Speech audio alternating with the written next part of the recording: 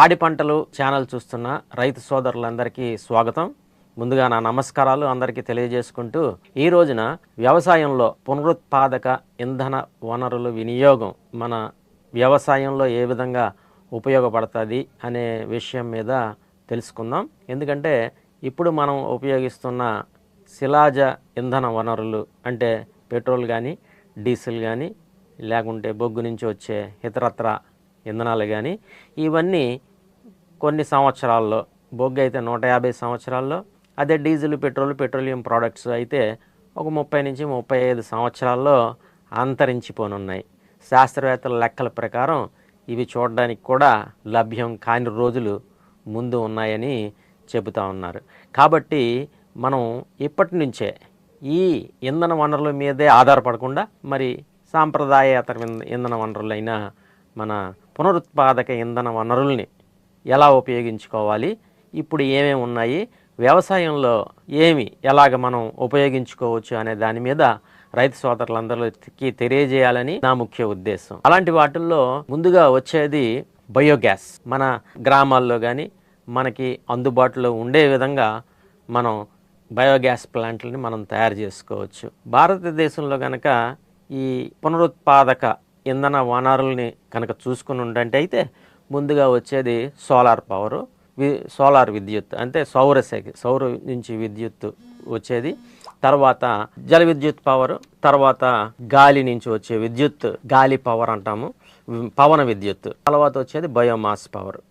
మనకి అన్నిటిలో కంటే కూడా అందుబాటులో ఉన్నది బయోమాస్ పవర్. ఈ బయోమాస్ పవర్ని మనం ఎలాగ ప్రొడ్యూస్ చేసుకోవచ్చు దాని గురించి వివరాలు తెలుసుకుందాం.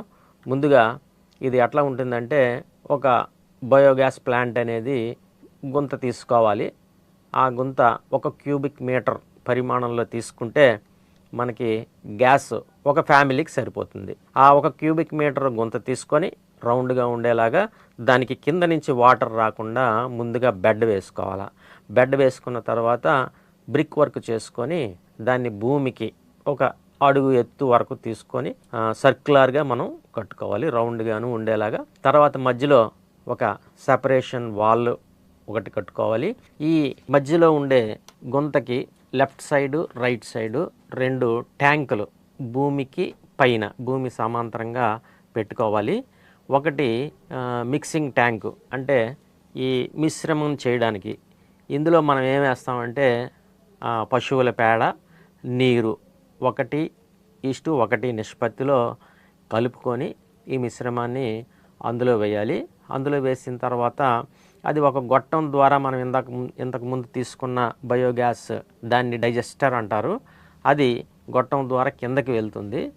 అక్కడ మనకి అడ్డంగా ఒక చిన్న వాల్ ఏదైతే కట్టుకున్నామో దానికి యువతల లోపలికి వచ్చేలాగా మనం కన్స్ట్రక్షన్ చేసుకోవాలి.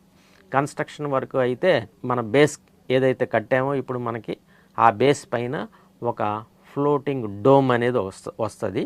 అది ఇనప షీట్తో కానీ అల్యూమినియం షీట్తో కానీ మనం చేసుకోవచ్చు. ఆ ఐరన్ షీట్ పైన ఒక హోల్ చేసుకొని అందులో నుంచి మనం పైప్ పెట్టుకొని ఆ పైపుని మనం వంటగదికి కనెక్ట్ చేసుకుంటాము.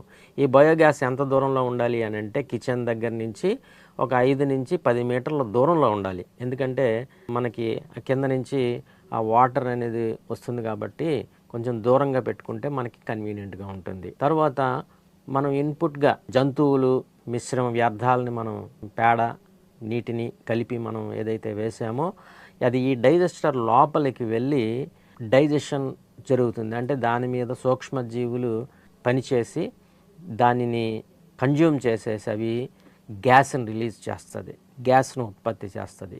ఈ ఉత్పత్తి చేసిన గ్యాసు బయటికి వెళ్ళిపోకుండా మనం పైన ఏదైతే ఇనుముతో చేసిన గుండ్రటి ప్యాన్ లాంటిది ఏదైతే ఉందో దాంట్లోకి వచ్చి చేరుతుంది ఈ గ్యాస్ అంతా.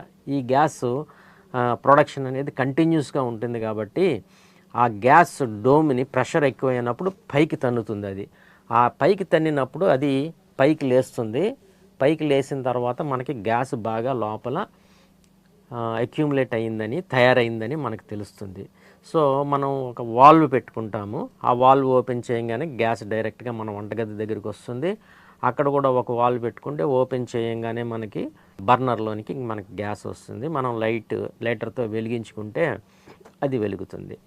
సో ఈ విధంగా మనం ఈ లోపల మనం వేస్తూనే ఉంటాం. రోజు ఒక 20 కేజీలు 25 కేజీలు మిశ్రమాన్ని మనం రోజు కనుక వేసుకున్నట్టయితే ఒక ఫ్యామిలీకి సరిపడా గ్యాస్ తయారవుతుంది. అంటే గ్యాస్ బండ కొనుక్కోవాల్సిన అవసరమే ఉండదు ఒక ఫ్యామిలీకి. సో ఫ్యామిలీ అంటే 4, 5. ఇంకా ఎక్కువ మంది ఉన్నారనుకోండి, మనం ఈ 1 క్యూబిక్ మీటర్ని 2 క్యూబిక్ మీటర్లు అంటే బయోగ్యాస్ ప్లాంట్ని కొంచెం పెద్దది చేసుకుంటాం, దాని వాల్యూమ్ని పెద్దది చేసుకుంటాం. సో దీనికి లెఫ్ట్ సైడ్ ఒకటి, రైట్ సైడ్ ఒకటి, ఇన్లెట్ అవుట్లెట్ అనుకున్నాం కదా. మిశ్రమాన్ని వేసేదేమో లెఫ్ట్ సైడ్ వేస్తాం, ఒకవైపునే వేయచ్చు రైట్ సైడ్, కానీ అది లోపలికి వెళ్తుంది. 30 రోజుల తర్వాత ఫస్ట్ టైం మనం స్టార్ట్ చేసినప్పుడు 30 రోజుల తర్వాత మనకి గ్యాస్ వస్తుంది. అంటే ఈ సూక్ష్మజీవులు ఆ పేడ మీద ఆ నీటి మీద పనిచేసి గ్యాస్ ప్రొడ్యూస్ చేయడానికి ఫస్ట్ టైం మనం గ్యాస్ తీసుకునేదానికి 30 రోజులు పడుతుంది. తర్వాత ఈ స్లర్రీ ఏదైతే ఉందో అంటే డైజెస్ట్ అయిపోయిన పేడ నీటి మిశ్రమం అది మళ్ళా వేరే గొట్టంలో నుంచి తేలికైపోయి బయట మనం ఇంకొక వేరే గొట్టం ఏదైతే పెట్టామో ఆ గొట్టంలో నుంచి మళ్ళీ ఇంకొక ట్యాంక్ లాంటిది పక్కన ఉంటుంది, ఆ ట్యాంక్లోకి వెళ్ళిపోతుంది. ఆ ట్యాంక్లో నుంచి మనం ఈ ద్రవాన్ని తీసుకొని ఎరువుగా ఉపయోగించుకోవచ్చు. చాలా శ్రేష్టమైన ఎరువు ఇది, బాగా పనిచేస్తుంది మొక్కలకి. ఈ విధంగా మనం గ్యాస్ని పొందుకోవచ్చు, అదేవిధంగా ఎరువుని కూడా పొందుకోవచ్చు. ఈ 2 విధాలు మనకి ఉపయోగపడుతుంది ఇది. ఈ గ్యాస్ వల్ల మనకి కొంచెం మనం మెయింటెనెన్స్ చేసుకున్నట్లయితే నిర్విరామంగా మనం గ్యాస్ని పొందుకోవడం జరుగుతుంది. వింటర్లోనూ కొంచెం టెంపరేచర్స్ తగ్గుతాయి కాబట్టి గ్యాస్ ప్రొడక్షన్ తగ్గుతుంది. కాబట్టి అప్పుడు మనం ఏం చేయాలని అంటే ఈ గ్యాస్ డోమ్ ఏదైతే ఉందో, ఇనుప డోమ్ ఏదైతే ఉందో దాని మీద మనం కొంచెం గడ్డి కనుక పరుచుకుని ఉంటే ఒక 6 అడుగు మేర శీతాకాలంలో ఉన్న టెంపరేచర్స్ దాని మీద ఎఫెక్ట్ పడకుండా మళ్ళీ మనకి నిర్విరామంగా మనకు కావాల్సిన గ్యాస్ అందుబాటులో ఉంటుంది. అలాగే ఎండాకాలంలో టెంపరేచర్స్ బాగా పెరిగినప్పుడు దాని మీద కొంచెం తడిచిన గోను సంచులు కానీ అట్లాంటివి వేసి మనం టెంపరేచర్ ఒక 35 డిగ్రీలు ఉండేలాగా చూసుకున్నట్టయితే, ఎందుకంటే ఈ సూక్ష్మజీవుల వల్లే మనకి ఈ మిథేన్ గ్యాస్ అనేది ప్రొడ్యూస్ అవుతుంది. ఆ గ్యాస్నే మనం బర్నర్లోకి తీసుకొని మండిస్తాము. ఈ సూక్ష్మజీవులు 30-35 డిగ్రీల దగ్గర బాగా యాక్టివ్గా ఉంటాయి. సో మన గ్యాస్ డైజెస్టర్ లోపల టెంపరేచర్స్ 20, 30, 35 మధ్యలో ఉన్నట్లుగా చూసుకున్నట్లయితే మనకి సరిపడా గ్యాస్ కంటిన్యూస్గా వస్తుంది. తర్వాత దీంట్లో ఉన్న చిన్న చిన్న మెయింటెనెన్సెస్ ఏమంటే, మంట నీలి రంగులోనే ఉండాలి. నీలి రంగులో ఉంటేనే మనకి ఎక్కువ వేడి వస్తుంది. అప్పుడప్పుడు మనం గమనిస్తూ ఉంటాము ఎల్లో కలర్ అంటే పచ్చ రంగులోనికి రావటం జరుగుతుంది. అంటే దాంట్లో కొంచెం వాటర్ కలుస్తుందని అర్థం. ఆ గ్యాస్తో పాటు కొంచెం వాటర్ మాయిశ్చర్ కూడా పైపు ద్వారా మన బర్నర్లోకి వచ్చినప్పుడు మనకి ఈ విధమైన మంట వస్తుంది. అప్పుడు మనం ఏం చేయాలంటే మన బయోగ్యాస్ ప్లాంట్ దగ్గర నుంచి వంటగదిలోకి ఏదైతే పైప్ వస్తుందో ఆ పైపులో ఒక యూట్యూబ్ మాదిరి కిందకి ఇట్లాగా వంకి గనక కిందకి పెట్టుకొని మళ్ళీ పైకి తీసుకొచ్చేస్తే మనకి ఆ వాటర్ ఏదైతే ఉందో ఆ యూట్యూబ్లో కిందకి అక్యుములేట్ అవుతుంది, అంటే అక్కడ కలెక్ట్ అవుతుంది.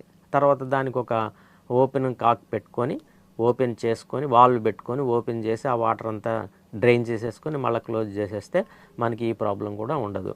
సో కొన్ని చిన్న చిన్న జాగ్రత్తలు తీసుకున్నట్లయితే మనం తప్పకుండా మనం బయోగ్యాస్ ప్లాంట్ కన్స్ట్రక్ట్ చేసుకోవచ్చు. ఒక క్యూబిక్ మీటర్ మనం గ్యాస్ కన్స్ట్రక్షన్ చేసుకుంటానికి 20,000-25,000 రూపాయలు ఖర్చు అవుతుంది. అయితే మనకి గ్యాస్ ఫ్రీగా వస్తుంది. ఇది ఒక్కసారి పెట్టుబడి పెట్టేదే, పద్దాకా వచ్చేది కాదు. తర్వాత మనకి ఎరువు కూడా ఫ్రీగా వస్తుంది. కాబట్టి రైతు సోదరులందరూ కూడా ఈ విధంగా ఒక గొయ్యి తీసుకొని 1 క్యూబిక్ మీటరు లేకుంటే 2 క్యూబిక్ మీటర్లు కుటుంబ పరిమాణాన్ని బట్టి, సభ్యుల్ని బట్టి ఎంతమంది ఉన్నారో దాన్ని బట్టి ఒక చుట్టూ ఒక ఇటక బ్రిక్ వాల్ కట్టుకొని ఒక ఐరన్ డోమ్ పైన లోకల్గానే జరుగుతుంది. అది మన గ్రామాల్లోనూ అందుబాటులో ఉండేవి ఇవన్నీ కూడా బ్రిక్ వర్క్, ఆ ఐరన్ పైప్స్. అంతకు మించి మనం పెద్దగా గొప్పగా సోఫిస్టికేటెడ్ కావాల్సిన ఎక్విప్మెంట్ ఏమీ లేదు ఇందులో.